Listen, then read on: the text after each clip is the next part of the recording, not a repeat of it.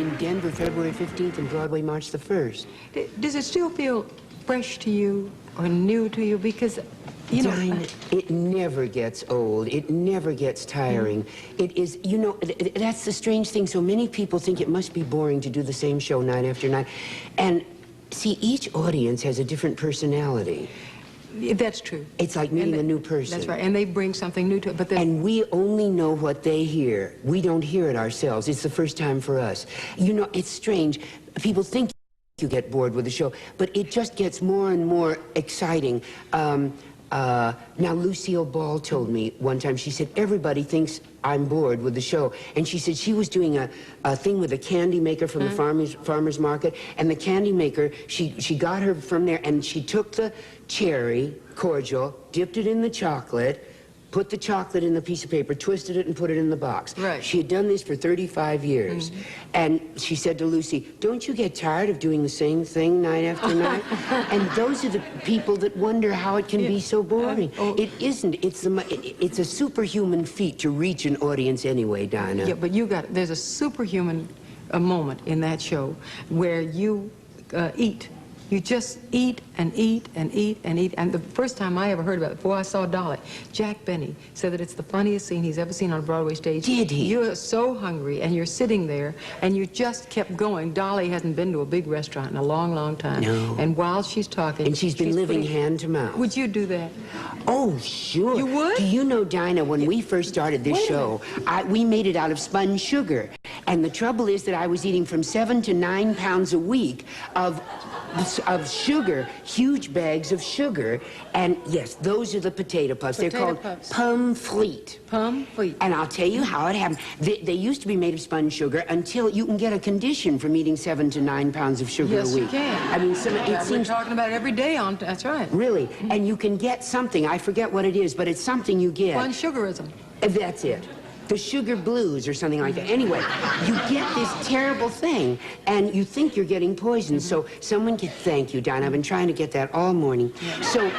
So the man came, and he checked it, and he said, you can't eat that much sugar. See, according to how the audience laughed, I kept eating more sugar because they kept laughing more, and the more sugar I ate, the more the audience laughed. Right. Well, this went on until it was really 12 pounds. So finally, a week. So then we went to Charlie Chaplin's prop man, and he's the man who made that licorice shoe that Charlie ate.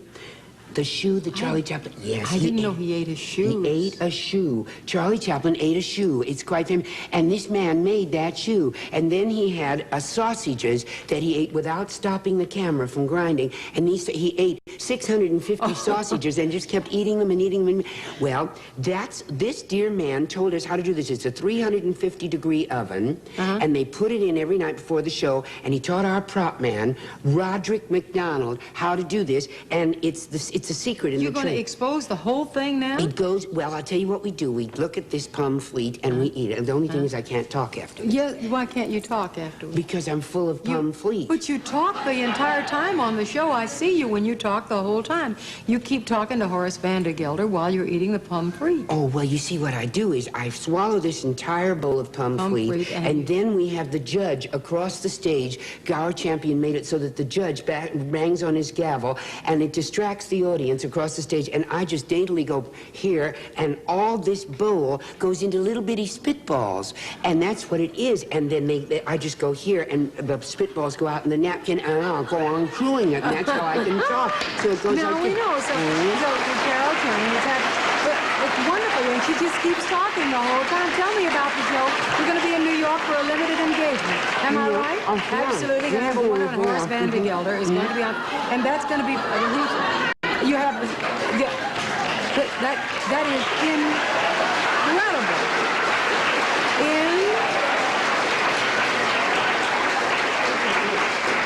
Now points the gavel. Isn't that marvelous? And there we are. That is sensational. Yes. And there they are. They're all gone. They're all gone. They're just little spitballs. Yeah. Oh, that is just... Yeah, they get some in your teeth and down your throat. That's all right, but you haven't... I mean, there's next act coming up. But it's better than sugar. Oh, you darn right. Yeah. Would you like to introduce this gentleman we have waiting backstage? I would adore to. He's very important in your life. He is, Dinah. It's hard to introduce a friend, someone you love so dearly you don't have perspective on them. But this dear man, I'll tell you, Dinah, you know that the most important man in all of musical theater is the composer-lyricist. Yes. That is, to us, yeah. he is. Well, Barbra Streisand, Lucille Ball, Angela Lansbury, Ethel Merman, Mary Martin, they all swear by him because he writes for big fat girl stars. This man is not only he is both the composer and the lyricist, which is really remarkable. He sees it all through his eyes. And now he's written everything from Milk and Honey to Maine to Dear World to Mac and Mabel to Hello Dolly, to mention only a few. May I present my solar plexus, Jerry Herman. Solar plexus.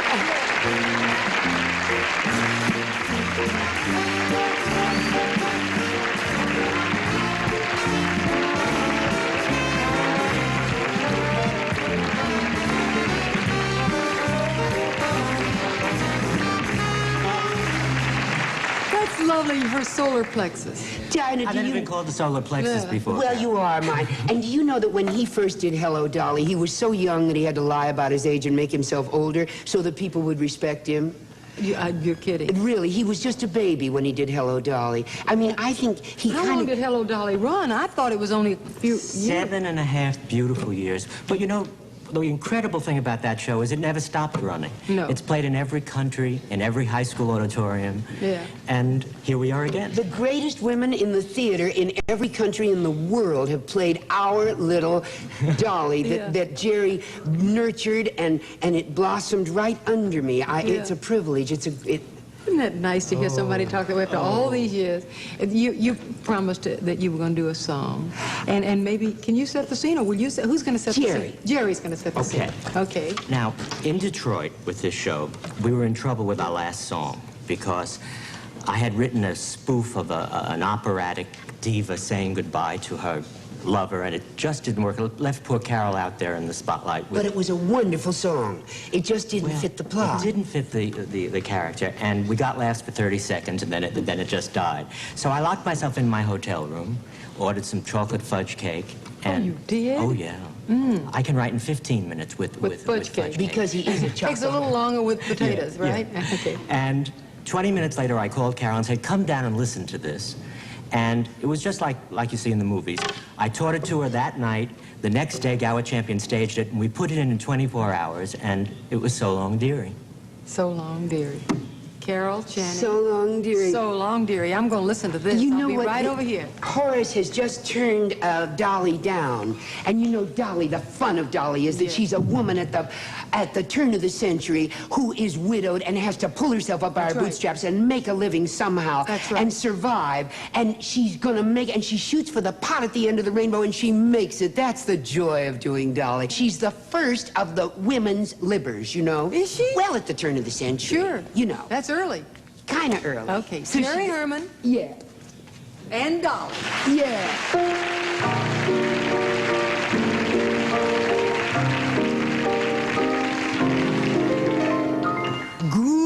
Goodbye, goodbye, goodbye, goodbye, goodbye, goodbye. Don't try and stop me, Horace, please.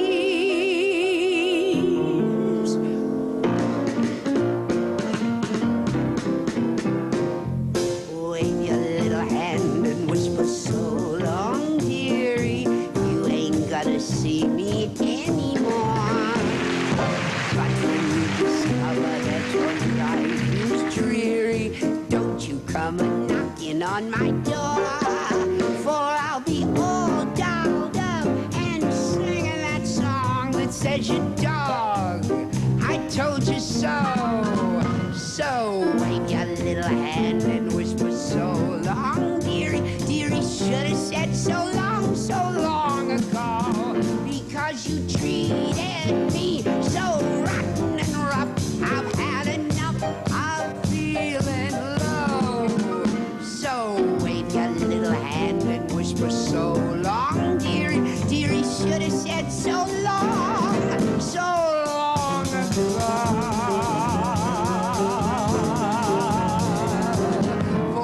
can hear that choo-choo calling me on to a fancy new address. Yes, I can hear that choo-choo calling me on board that Happiness Express. I'm gonna dance and drink and smoke a cigarette. I'm going as far away from Yonkers as a girl can get. So,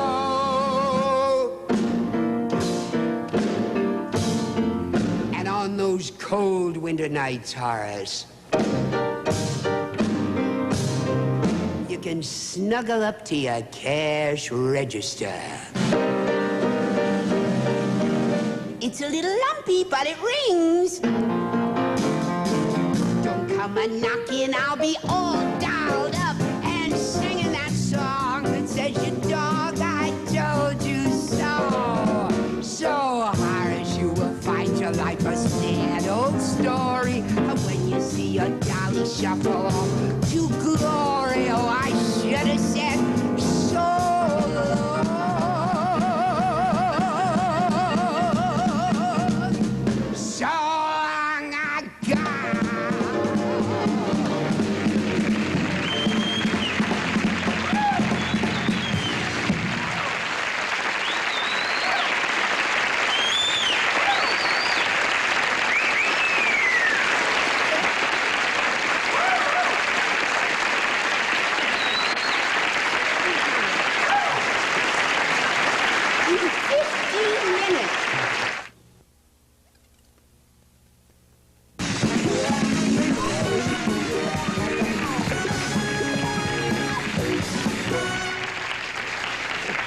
I'm here with Carol Channing and Jerry Herman, and I was just remarking that the sad thing about Carol is that she just doesn't give anything. No energy, no life, I no, know. it's very sad. Did you, I mean, is that giving? Was that wonderful? Did you like that?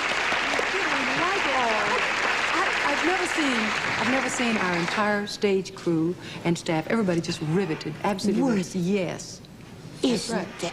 Thank you, stage crew. That's all Thank right. you. They weren't doing anything else. We're going to photograph it later, but they weren't doing anything else but watching you. I thought you ought to Oh, know.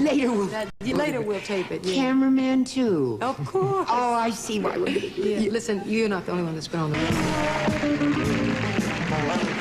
Our next guest started her career as a member of, a good friend of Jerry's, and she's a good friend of Carol's. And you all know her these days as Martha Shumway. Hapless, lovable character on Forever Fernwood. Here's Dody Goodman.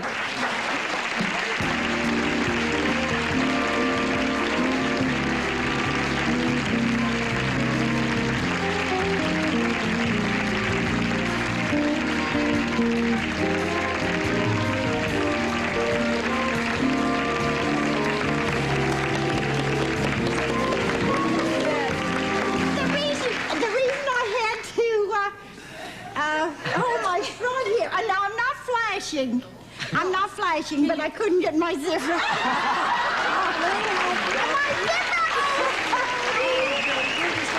I couldn't get my zipper up. What here, Dody? Oh, Dody. Here we are. There you are. Okay. Okay. Later, I'll try. It's wonderful. Always have just a little something special, haven't you? Dinah, do you know that Dody was Jerry Herman's first star? I know. Yes. It was your first show, My wasn't it? first show, Jody was my first leading lady. It was called Parade. It was off-Broadway review. And Jerry, do you know that album? The Parade album is a collector's item, and it sells for about $100. I know. How many do you have? I have two. Should I sell them, Jody? Well, hold on. I have one. As soon as it goes up a little more, I'm getting out, though. If it goes up $10 more, I'm selling. But you were in Lorelei. And what part did you play? I took the part of Mrs. Spofford, and I had a drinking problem. And I was always headed in pop bottles or something like that. My son thought I was drinking sarsaparilla. Yeah. But What do you remember about the play with Carol? oh, Oh, I don't know. Rehearsing, I guess. Yes. We rehearsed, Carol. We All never the time. one solid year. Here, we never stop rehearsing, Dinah. But that's... One solid year. Fixing and fixing and fixing. And then finally, just before we came into New York, Robert Moore took over the show as Right. director. And in 1 week, he fixed everything, and we came in as a hit. I mean, we worked. It worked. Isn't that wonderful how somebody can come in with Yes. an objective eye and look at it? Yes, but you Gower see, has done that. he said nobody, Gower can do that, but he said that nobody loved it, the show, that the thing is he loved it so. Oh, and so he said, I just came in and loved it, that's all. Oh, that's good. Yeah, Isn't that gave it a little beautiful? love. Yes. That works for everybody. I mean, like, give your love and attention right here for just a minute, and you'll see how you'll boss.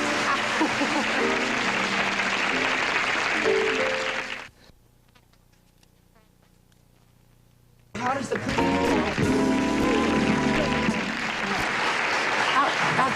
Outside of the rehearsing that you did with Carol, any particular scene stand out in your mind? A backstage scene.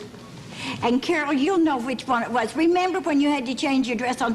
Carol had 2 men dressers. You did? Yes, most likely because the work was very physical. Dressing Carol is very physical. They had to bound up and down stairs, and a dear little old lady, it's difficult for her. And one costume, a couple costumes weighed 100 pounds, not that much, but about 50 yes, they pounds. did. It was 110 pounds, and then the coat went on top. That was 50, and the hat was 10 pounds, and the muff was 5. How did you wear them? Well, I got the plaque from the chiropractors that year. Yes. Well, anyway, she That's the changed tennis backstage. While she was talking to the audience, there was a screen that went away. It was her boudoir. And so there were 2 guys back of the screen dressing her. Remember?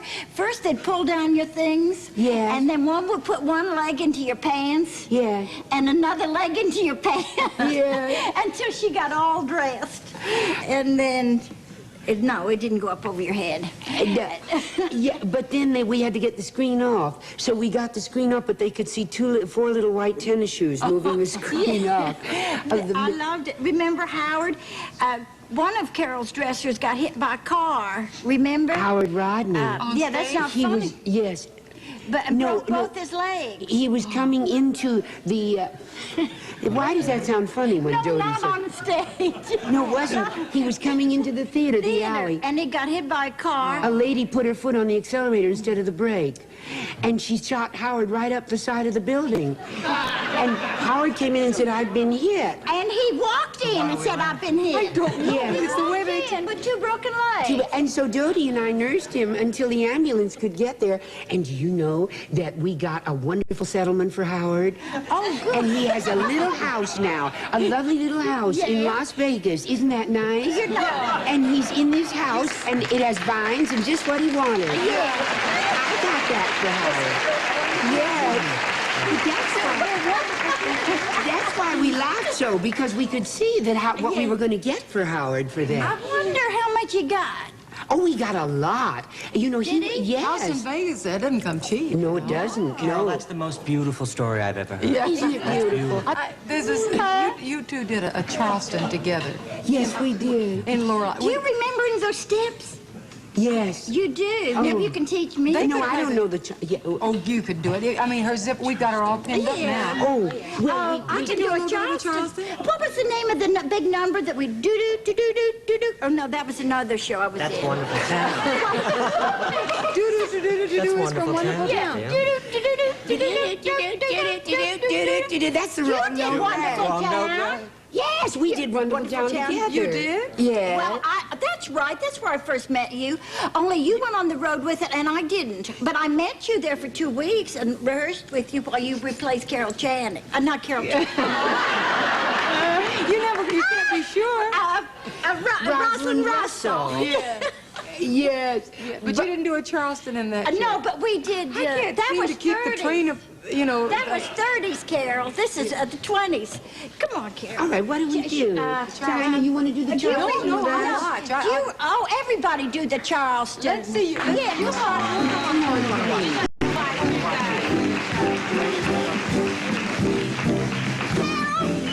Carol, what was the name of that?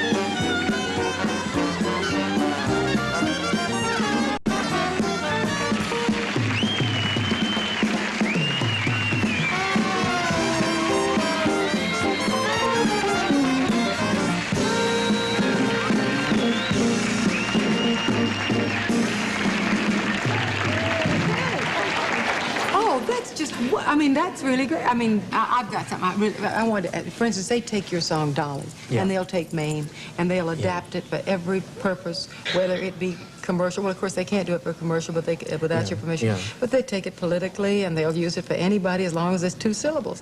Does that bother you? Well, I don't approve of that, but I love when they take a song of mine and do it as a mambo, or do it as a disco. As a disco. Really? Because most composers don't like that. They object to it. But for me, it means that the song is durable and the song really works.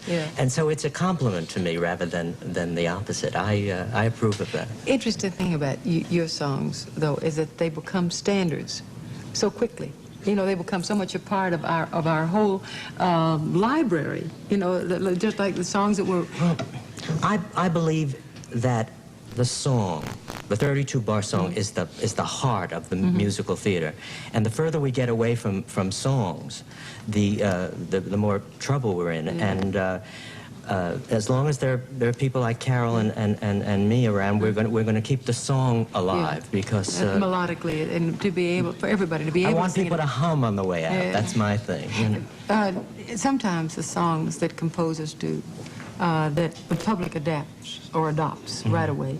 It's not always his favorite song. Like, for instance, I know Dolly's everybody's favorite, Mame, and If He Walked Into My Life. And that's, but what's your favorite song or score? It's going to surprise you. My biggest failure is my favorite work, Mac and Mabel. I don't think anybody knows it. They don't know the songs. They don't know the songs, and one day we're going to do it again because I think it's my best work. But Jerry, I hear it on the radio. People say this is the greatest score that Jerry Herman has written, and then they say, now we want to play this because it is. Yeah, you know, and it's so funny. You must have labored more lovingly over that, because that happens to so many people. The record that I care the most about will be the one that will have sold the least, and I imagine that's true with you. Yes, it is. And as a composer, I understand what you're saying. You are a composer. Yes, He I knows most it. of my own songs. He's playing something for Mac and Mabel. Somebody knows Mac and Mabel. Oh, John Rodby knows it all. I've had a wonderful time. I don't know about you. Just wonderful. Good luck in Denver. Broadway is going to be smashing, no question about it. I'm so glad you brought your friends up. I mean, I feel like I put old friends together with Jerry. Thank you.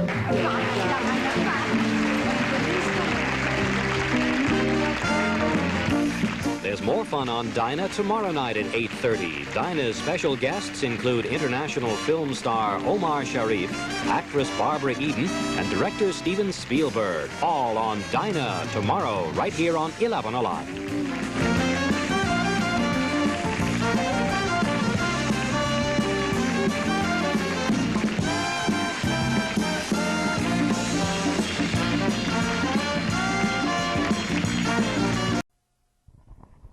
Hey, good morning, everybody, and welcome to this audio video edition of the Cartoon Flashback. Yeah, it's the first time I've done audio video in about a week and a half. The reason being, of course, as I mentioned in my vlog, that you will probably see before or after this. Basically, my nephew, my 17, 18-year-old nephew was here, and he was in the room, staying in the room right next to me, so I didn't want him hearing me on the mic, even though he probably wouldn't have cared or anything, but still.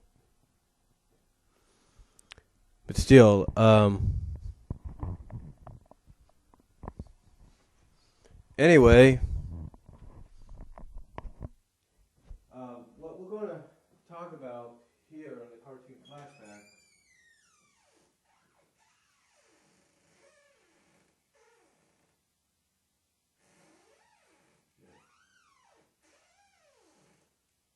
seeing if the cat wants out here. I guess the cat doesn't want out. But anyway, like I was saying, what we're going to talk about here on the Cartoon Flashback pretty much is a show which is become one of the most popular out of the Scooby-Doo franchise. And that show is one that a lot of shippers, if you will, favor.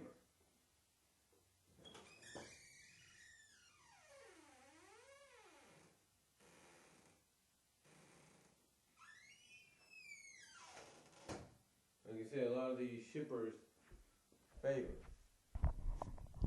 And what is that show, you might ask? The show is none other than, you see it right here, the new Scooby-Doo Mysteries. Now, the new Scooby-Doo Mysteries actually started as the all-new Scooby-Doo and Scrappy-Doo show. Hold on.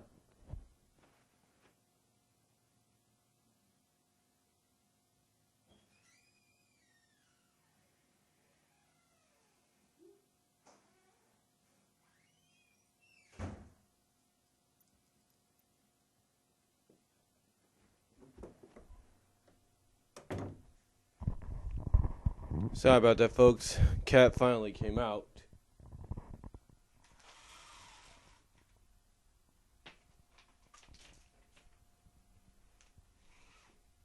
Oops. Didn't want to shut that all the way. There we go.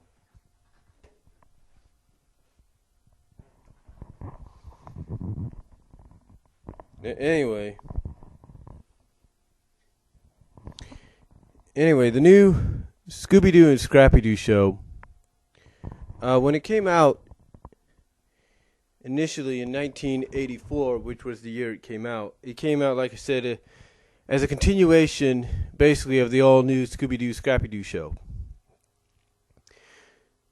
I guess, is that, wait a minute, let me correct myself. Yeah, that's the new Scooby-Doo Mysteries were. They were basically a continuation of the all-new Scooby-Doo, Scrappy-Doo show. I'm sorry if I said something differently there, or kind of sounded a little confusing there. Let me get a drink of coffee here. It's about 10:36.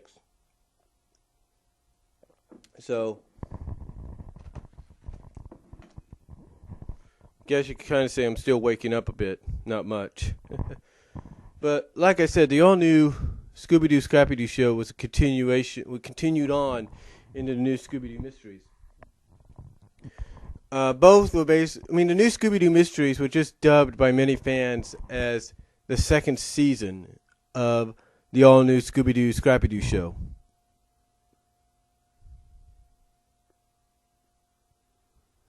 And the reason it was dubbed as a new season, as the second season, if you will,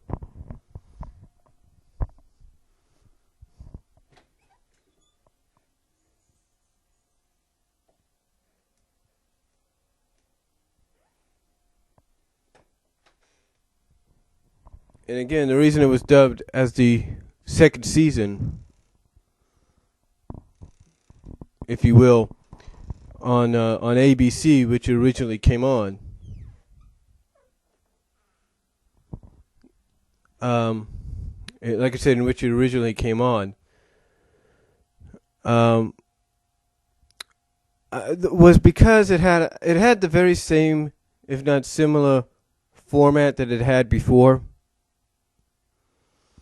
The only difference was there were some episodes that were two different stories in one episode, two different 11-minute episodes, if you will, or 15-minute, depending on how you look at it. When you add commercials, that is. So it was like some of them were two separate ones. There was no doubt about that. You could see that format was still being used. But the difference with this second season, if you will,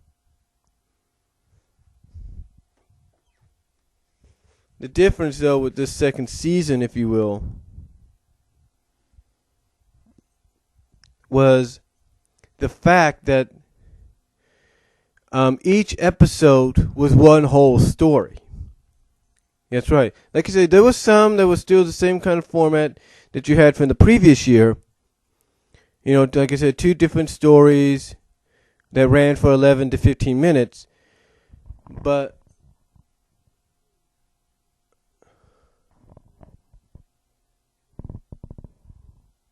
the end of it basically was, but the big end of it, but not the big end of it, but the big difference was, I should say, between both seasons was that like I said, you still had that same format, if you will, with two different cartoon stories in one episode, but you also had all the episodes as one. And what I mean by that is, it was one story, but the reason it still kind of used the same format of 11 minutes, if you will, still used a separate 11-minute format for that one episode, for those episodes that were just one story, is because they basically broke it up into parts or chapters, if you want to look at it like that. In other words, for example, a good example would be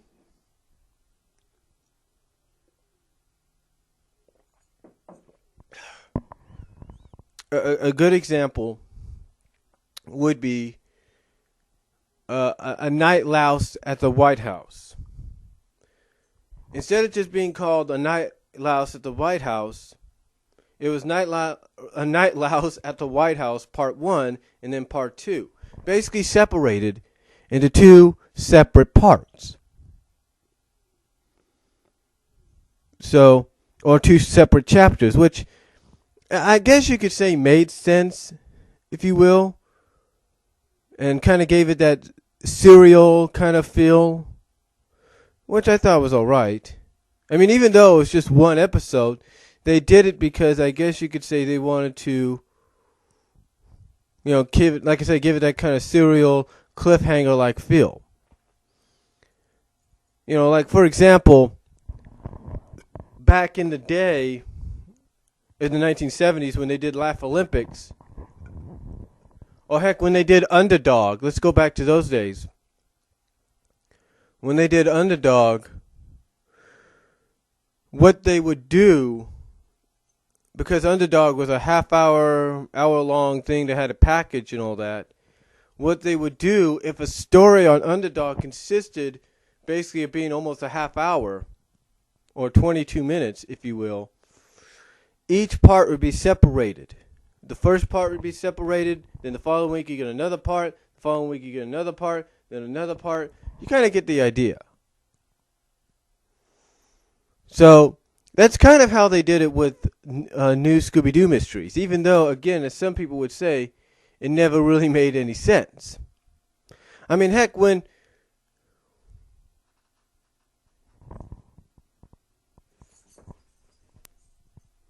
Hold on for a second, folks.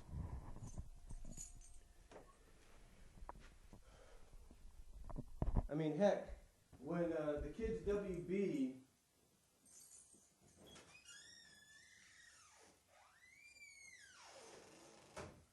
When the kids WB did their lineup back in the mid to late 2000s, early 2000s, and they had Scooby-Doo, they had the What's New Scooby-Doo, as well as at the same time they would broadcast some of the classic ones during the weekdays. What they would do with the new Scooby-Doo movies, because they could only run for about a half hour, is they would separate each new Scooby-Doo movie episode into two parts. So you had to wait till the next day to see the second part. Even though that's not how they originally were broadcast, they still did it. And again, that's sort of like what they did with here. The only exception was this was the same. It was all within the same episode. It was all within the same episode. And some people, will look at that and be like, well, that doesn't make sense. Why would they do that? Basically, it's because they wanted to leave you on a cliffhanger and then have you come back for the second part. So it's sort of like when you read a book and you end one chapter and the first chapter ends on a cliffhanger and then the next page is the second chapter and it continues off from that cliffhanger. Well, it's kind of like back in comic books too. Comic books, even to this day, do the same thing. They'll end one page on a chapter, then they go to the next page on a chapter. You kind of get the idea. But again though, that's what they did, and It worked. It was okay. In my opinion, it was all right because I thought, just when you look back on it, they made it like, it was like, they're just making it like a serial, classic serial. If you will, it's no big deal. It's no big deal because basically it was the same episode. They just liked to use that classic serial kind of mode. It's like if they would have used this back in the days of Laugh Olympics when they did Laugh Olympics. It's like okay, we'll air. Let's say they would air. Okay, let's say if they would have used the Laugh Olympics format, they would air part 1 at the beginning, do 2 cartoons like Caveman, Blue Falcon, Laugh Olympics, or Caveman, whatever, or Blue Falcon, Laugh Olympics, or whatever, and then end it with part 2 of the episode that they began with. So in other words, if they would have used the Laugh Olympics format, it'd be like, okay, part 1 of, let's say, Halloween Hassle at Dracula's Castle would be at the beginning, and then after an hour's worth of Caveman, Blue Falcon, or Blue Falcon, Laugh Olympics, or Laugh Olympics and Caveman, you would end it with part 2 of a Halloween Hassle at Dracula's Castle. So something like that. But again, it was all within the same episode, though. That was the only thing. But they did it because since it's sort of like based on mystery novels and all that, it's like, okay, we just ended chapter 1. Now we're going to turn the page. Here's chapter 2. It was something like that. And that's why, even though it had the same format, New Scooby-Doo Mysteries, a.k.a. All New Scooby-Doo Scrappy-Doo Show Season 2, was a little bit different. Another difference about it, which I actually enjoyed, and I'm sure a lot of fans enjoyed it as well, was the fact that a lot of these two-parters at most times, from what I could tell, involved a character from the past guest starring. Now, it didn't usually... Now, there were some episodes, like I said, that didn't end up like that. There were some that did. And some of them that didn't end up like that, like I said, was sort of like the previous year. It was basically just, two different 11-minute cartoon shorts, and that was it. There were some that ran for a half hour and did the 2-part deal, that just involved Shaggy, Scooby, Scrappy, and Daphne. But a majority of the time, it was really, but a majority of the time, most of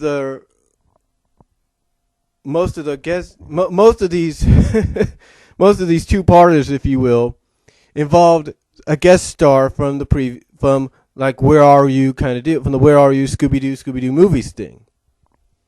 And the guest stars were not, just characters like celebrities and all that. No, the guest stars were actually just the other members of Mystery Inc. Like sometimes, okay, like there's two episodes, and I'm sure a lot of the Shaggy Daphne fans are not going to like this because I'll get into that in a little bit.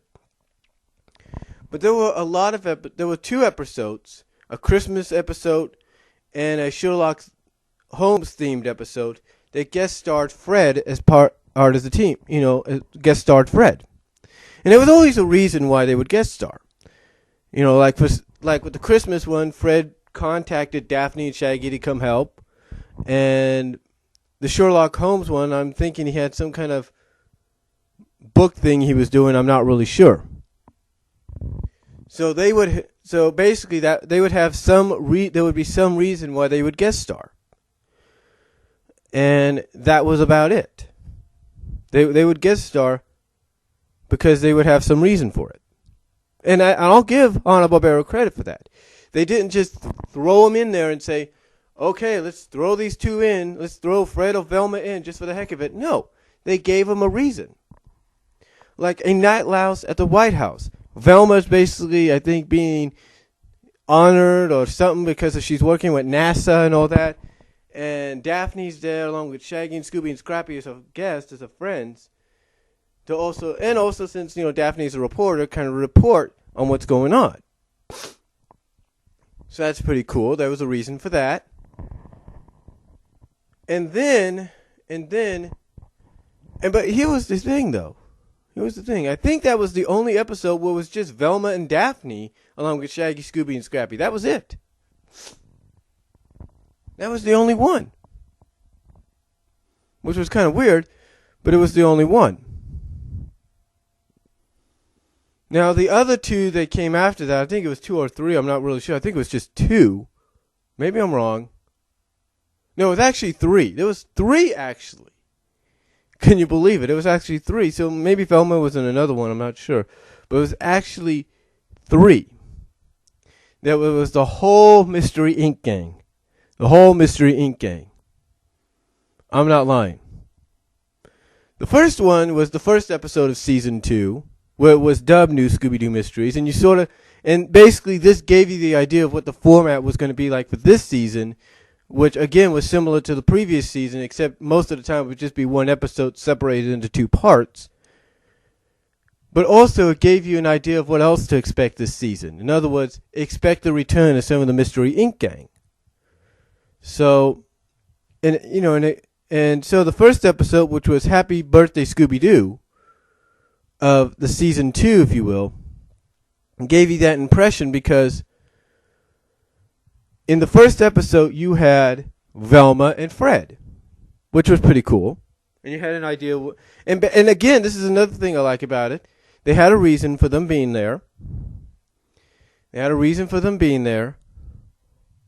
Okay. As well as it gave you background as to why they weren't around for the previous season or so. Which was cool. I admit that. And then the next one I think was Halloween Hassle at Dracula's Castle, I think. And it sort of gave them a reason for being there too. Basically they wanted to spend Halloween with their friends. And I like how they did it because they basically had Fred and Velma dress up as these aliens and sort of play a little bit on Shaggy and Scooby's fears. And then kind of surprise them a little bit, like, hey, it's us. We don't really mean you guys no harm. It's us, kind of deal. And then the other one was the astronaut one, the ghostly astronauts, ancient astronauts kind of deal. And there was a reason for that, too. Basically, Velma's uncle had invited her and her friends to come join him on the expedition, if you will. So even though some people may have not liked the guest appearances by them, there was always a reason. So to me, I always liked that. And when you think about it, you had 3 with the entire gang. You had 2 with Fred. You probably had 1 or 2 with Velma. So you had about 6, maybe 7 with them. And then the rest were just Shaggy, Scooby, and Daphne. Daphne and Scrappy, and that was it. Now, like I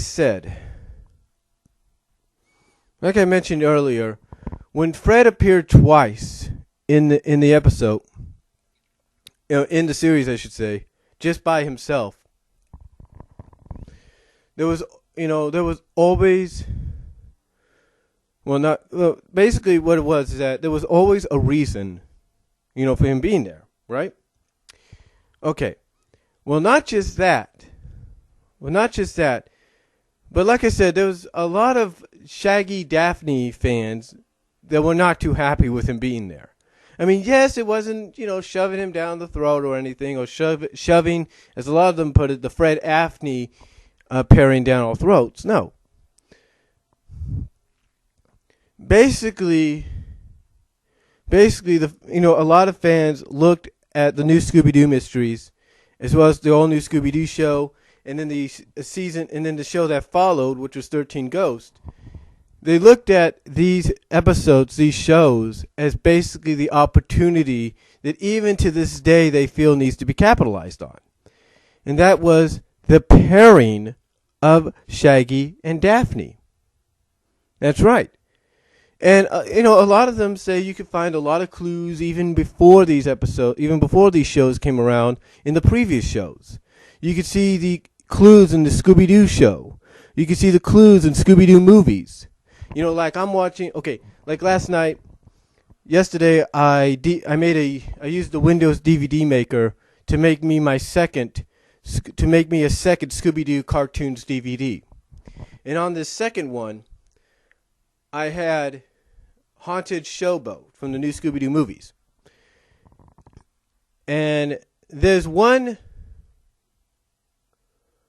and there's one episode, not one episode, but there's one scene towards the end as the Mystery Inc. gang and the Pussycat gang are escaping on a raft, that when you're looking at the raft and it's floating away, you see Daphne next to Shaggy.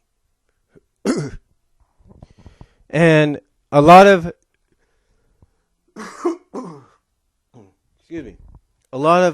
Shaggy Daphne supporters would look at this and say, there's a hint right there. There's a clue right there. And then, of course, when you would get into like Scooby-Doo show, you take a look at the intro and who is running next to Shaggy as you see the gang running. It's Daphne. And then when you take a look at, Scooby-Doo, Where Are You? They have some hints there too, as well, according to a lot of fans. So you had all these hints and everything, and yet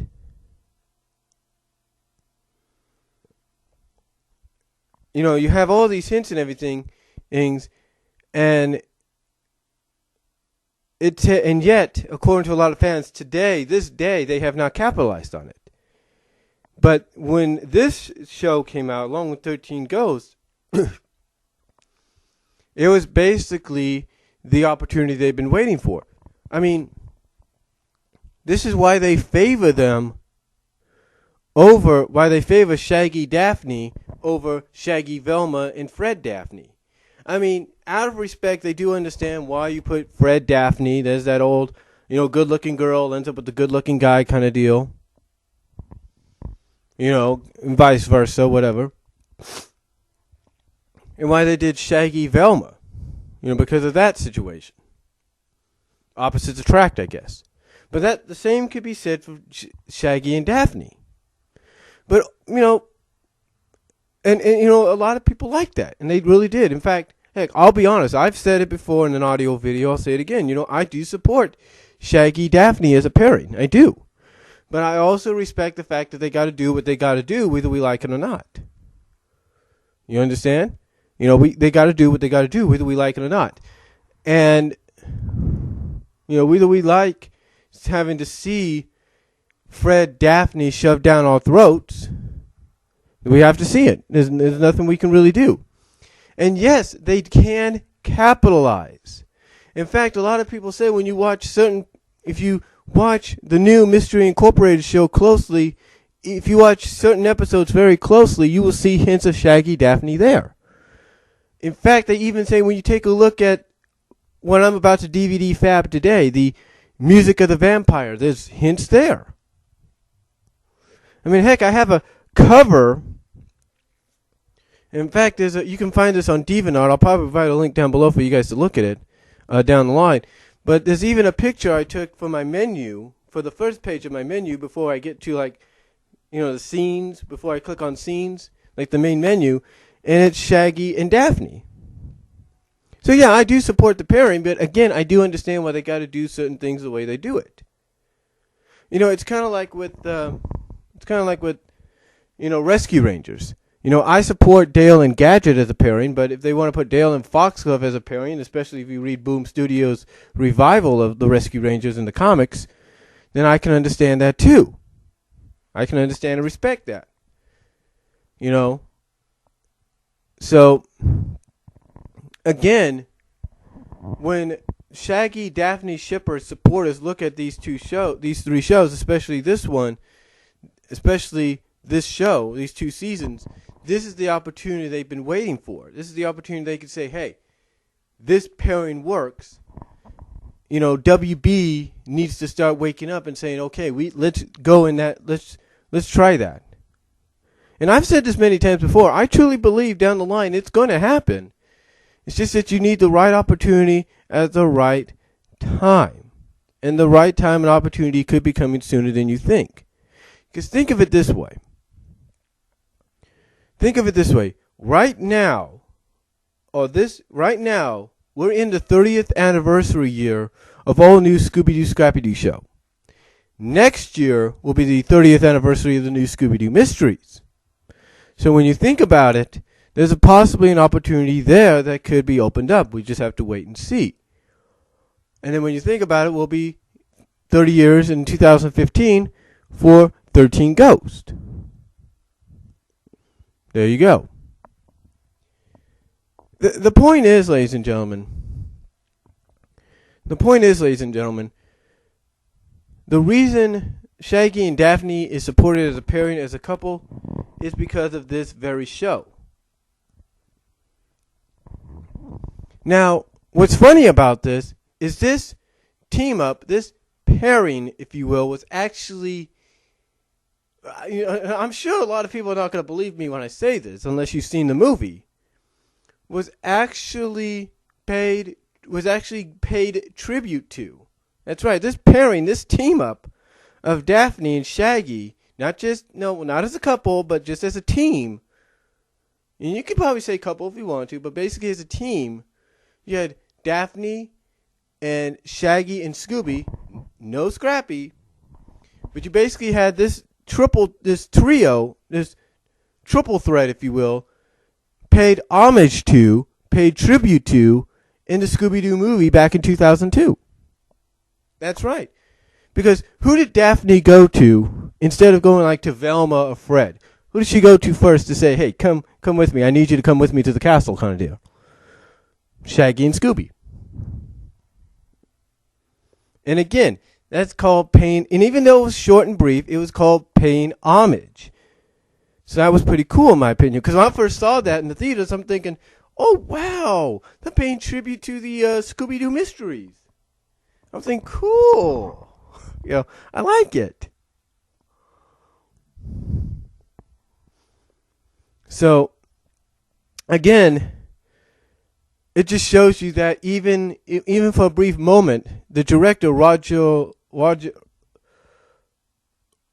director of it, Raja, if you will, kind of acknowledged that show as probably, well, it's the pairing or whatever. It kind of shows you the impact that it had. But again, like I said, it's all about opportunity down the line, and we just don't know when the opportunity is going to open up for it to happen. Now,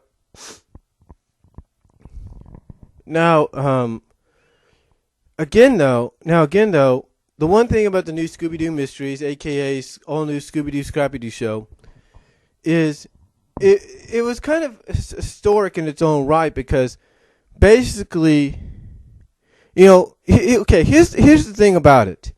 The reason it was a bit historic, if you will, is because out of all the Mystery Inc. gang members they chose Daphne.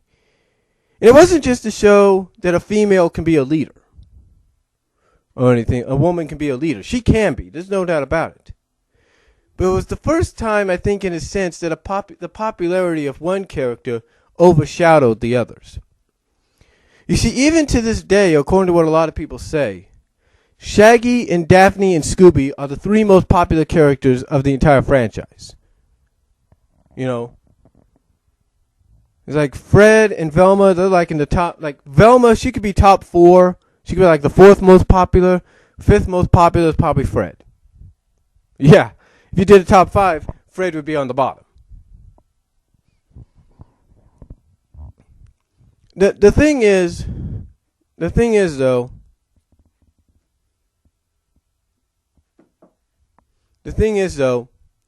Daphne, it was historic because it was the first time the popularity of a character besides Shaggy and Scooby, proved to be a success, proved to be noteworthy. Because according to one person, like anybody, when you would first watch the first episode of all new Scooby-Doo Scrappy-Doo show, you wouldn't be watching it going in thinking, oh, it's going to have Daphne, it's going to have another member of the Mystery Inc. gang. No, you would think, it's just going to be Scooby and Shaggy and Scrappy. And then as soon as you see the mystery machine come up into the screen and you see Daphne there, you're thinking, holy crap. it's Daphne. She's in there. And again, it's a story. And again, that's all about that historic premise of popularity. You know, even though internet was a year or two away from actually being developed, not world and sort of distributed, not nationally or worldwide, not on a national worldwide distribution, but just sort of like underground, sort of just business corporation kind of deals. That even back in its infancy, one of the more common ways to figure out a popularity of a character was to ask the fans.